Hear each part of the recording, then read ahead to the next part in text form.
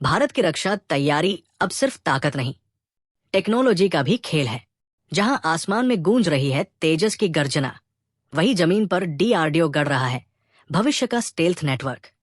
तो चलिए शुरू करते हैं आज का मिशन ब्रीफ भारत की टॉप डिफेंस अपडेट्स के साथ। पहली खबर, डीआरडीओ ने भारत के फ्यूचर फाइटर प्रोग्राम एमका के लिए मल्टी स्पेक्ट्रल स्टेल्थ टेक्नोलॉजी में बड़ी छलांग लगाई है। अब नई जनरेशन रडार मटेरियल और हीट सिग्नेचर मैनेजमेंट सिस्टम भारतीय लड़ाकू विमानों को न सिर्फ रडार से बल्कि इंफ्रारेड और थर्मल ट्रैकिंग से भी बचा सकेंगे।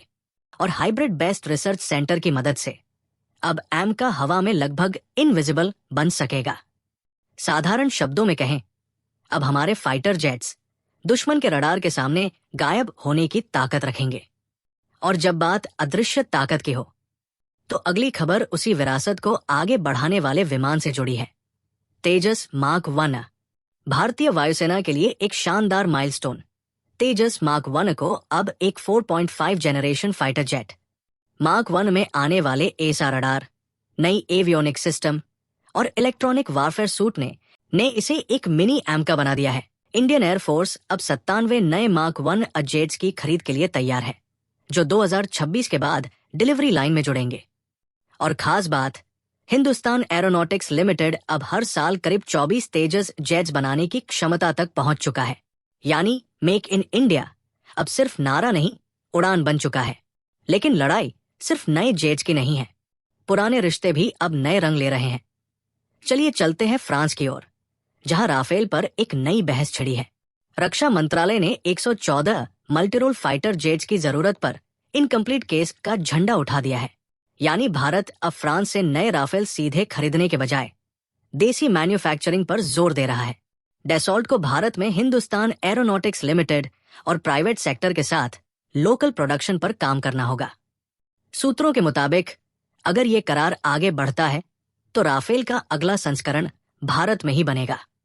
इससे इंडियन इंडस्ट्री को न सिर्फ तकनीकी ट्रांसफर मिलेगा, बल्कि भविष्य में नौसेना के twin engine deck fighter programme के लिए भी रास्ता खुलेगा। यानी अब हर सौदा सिर्फ सौदा नहीं, आत्मनिर्भर भारत की दिशा में एक और कदम है। और जब आसमान में राफेल गरज रहे हों, तो आसमान की गहराई से आने वाली धमक भी सुनिए, क्योंकि डीआरडीओ अब एक मिसाइल को और भी खतरनाक बना रहा है। डीआरडीओ ने Astra mark 2 air to air missile के लिए नया डुअल पल्स मोटर टेस्ट करने की तैयारी शुरू कर दी है। ये अपग्रेड मिसाइल के रेंज को 160 किलोमीटर से बढ़ाकर 200 किलोमीटर तक पहुंचा देगा। साथ ही इसकी गाइडेंस, सटीकता और टर्मिनल स्टेज मैन्यूवरिंग को भी और मजबूत किया जा रहा है। अगर सब कुछ योजना के मुताबिक चला तो 2026 के मध्य तक इसका सीरियल प्रोडक्शन शुरू हो जाएगा। यानी आने वाले वक्त में भारतीय फाइटर जेट्स के पास वो ताकत होगी जो उन्हें दुश्मन के स्काई जोन में भी सुरक्षित बढ़त दिलाएगी। तो दोस्तों, ये थी आज की भारत की टॉप डिफेंस अपडेट्स, जहां स्टेल्थ बन रही है अदृश्य ढाल, तेजस उड़ान भर रहा है भविष्य की ओर, राफेल में दिख रही है इंडियन आत्मनिर्भरता की झलक, और अस्त्र आसमान की सीमाएं तोड़ने को तैयार है। अगर आपको ये अपडेट्स पसंद आए हो तो वीडियो को लाइक करें, शेयर करें और ऐसे ही दमदार डिफेंस मिशन ब्रीफ्स के लिए सब्सक्राइब करना न भूलें। जय हिंद।